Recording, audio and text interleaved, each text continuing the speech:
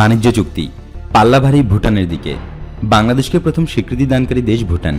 প্রথম পিটিএ সই হয়েছে এদেশের সঙ্গেই। এতে বাণিজ্য সুবিধা বেশি পাবে ভুটান। বাংলাদেশ থেকে ভুটানে মূলত তৈরি পোশাক, খাদ্য সামগ্রী, প্লাস্টিক, ওষুধ, গৃহসজ্জা সামগ্রী, বৈদ্যুতিক পণ্য রপ্তানি হয়। ভুটান থেকে বাংলাদেশ সবজি ও ফলমূল, খনিজ দ্রব্য, নির্মাণ সামগ্রী, বোল্ডার পাথর, পাল্প, রাসায়নিক আমদানি করে।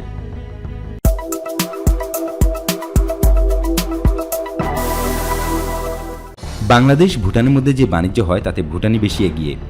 বাংলাদেশ 10 বছর আগেও ভুটানে যা রপ্তানি করত, এখনও রপ্তানি বলতে গেলে তাই।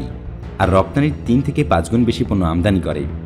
বাংলাদেশ ব্যাংক ও রপ্তানি উন্নয়ন ব্যুরো বা ইপিবির তথ্যানুযায়ী 2008-09 অর্থ বছরে বাংলাদেশ $6,10,000 মার্কিন ডলারের পণ্য রপ্তানি করেছিল ভুটানে।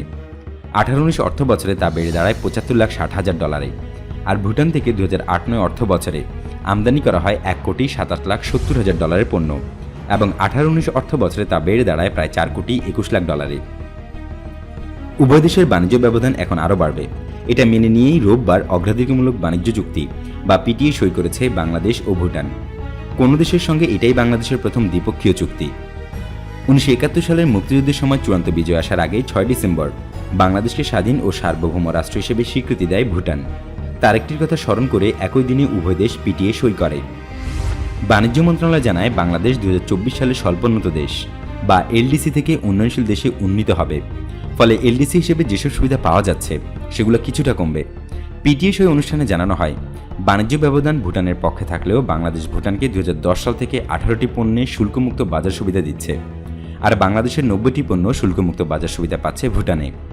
ভুটান আরও কিছু পণ্যের শুল্কমুক্ত সুবিধা চেয়ে আসছিল। এরপর থেকে পিটিএর আলোচনা এগোয়। ভুটানের প্রধানমন্ত্রী লোটে শেরিং, যিনি বাংলাদেশে পড়াশোনা করেছেন, 2019 সালে 12 থেকে 15 এপ্রিল বাংলাদেশ সফরে এলে এই বিষয়ক আলোচনা জোরসোরে চলতে থাকে। এরপর এই বছরের 21 থেকে 23 আগস্ট দুদেশের মধ্যে ভিডিও কনফারেন্সের মাধ্যমে বৈঠক হয়। এরপর করোনার প্রকোপ চলাকালীন গত 19 জুন হয় দ্বিতীয় বৈঠক।